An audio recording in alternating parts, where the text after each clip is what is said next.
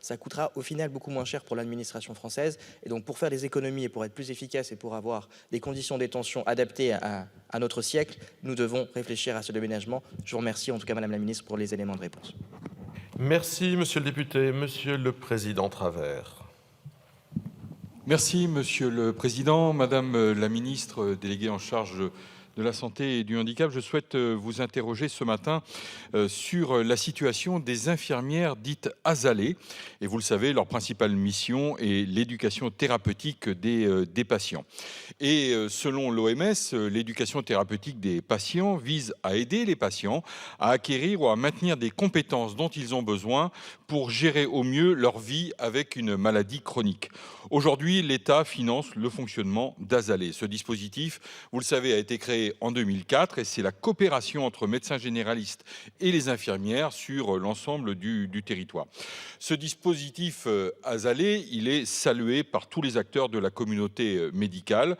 C'est une réussite qui a permis, entre autres, de faciliter les parcours de soins des patients en valorisant de nouvelles compétences paramédicales avec un gain de temps indispensable, très important pour les médecins. Aujourd'hui, c'est 800 médecins généralistes qui coopèrent avec plus de 1800 infirmières pour une offre de soins apportée à peu près à 1 million de patients.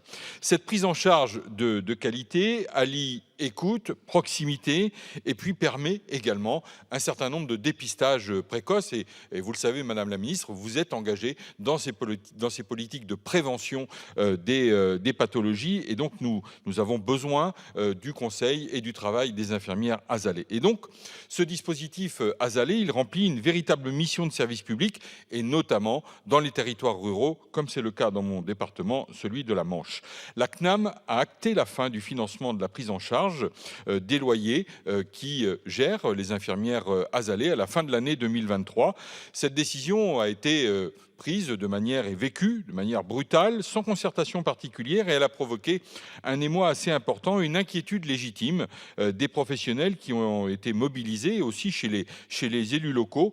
Et nous le savons, une absence de financement va nuire aussi à l'égalité territoriale que nous réclamons tous.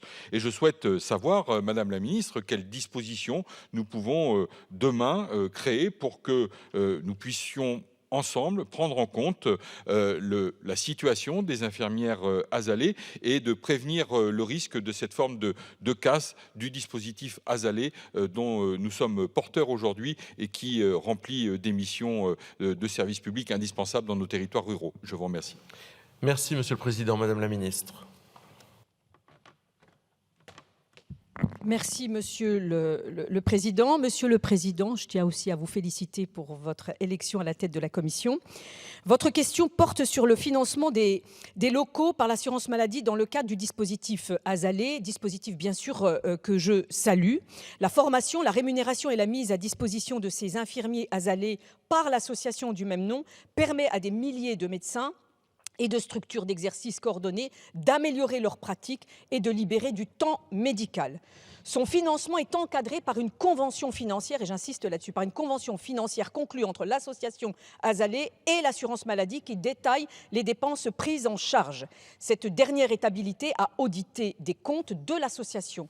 Or, dans ses derniers rapports d'audit, l'assurance maladie a constaté que l'association avait contracté des baux commerciaux avec des médecins et des structures d'exercice coordonnées pour prendre en charge, en plus du salaire de l'infirmier, le loyer occupé par ce dernier dans le local du médecin ou dans la structure d'exercice coordonné. Alors que la convention conclue entre l'assurance maladie et l'association ne prévoit pas le financement des loyers de l'espace occupé par les infirmiers ASALées. L'assurance maladie a fait part aux dirigeants de l'association de ses réserves sur cette prise en charge. Les échanges toutefois entre l'association et les pouvoirs publics, Monsieur le Président, se poursuivent actuellement pour faire évoluer le dispositif